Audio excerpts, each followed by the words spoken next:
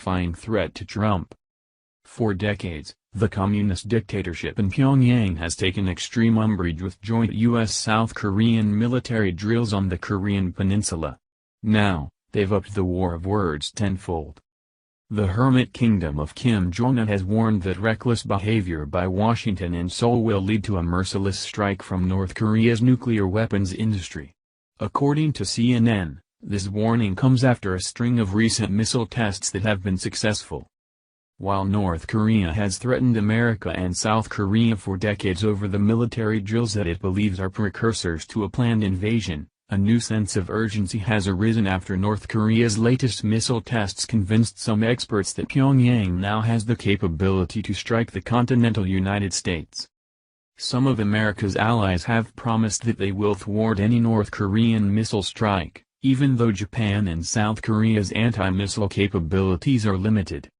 The Trump administration has upped the ante by selling THAAD missile shields to South Korea. However, many believe that the North's firepower could overwhelm the South.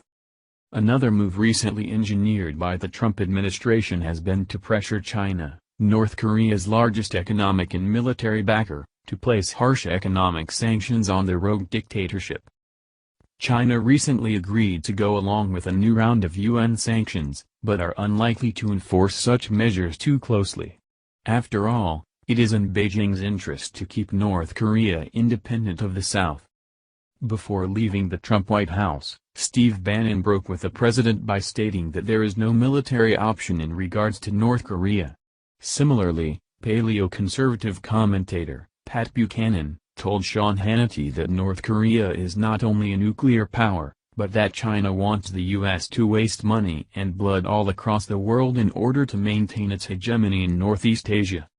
Buchanan's point is a simple, but good one: has the U.S. benefited whatsoever from decades of war throughout the world? Would a war in North Korea benefit anyone at all?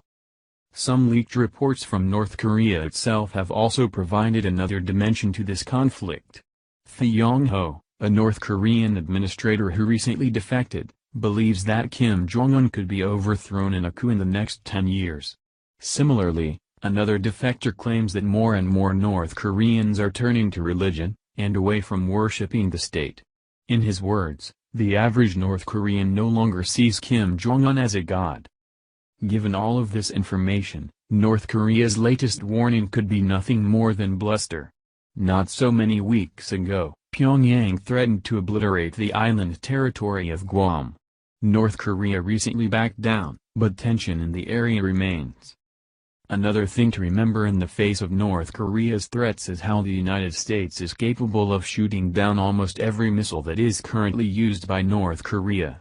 While some nations, such as Ukraine, continue to provide Pyongyang with missile technology, America remains far ahead of North Korea in the nuclear arms race. Thank you for watching this video. What do you think about this? Share this on Facebook and Twitter along with your comments.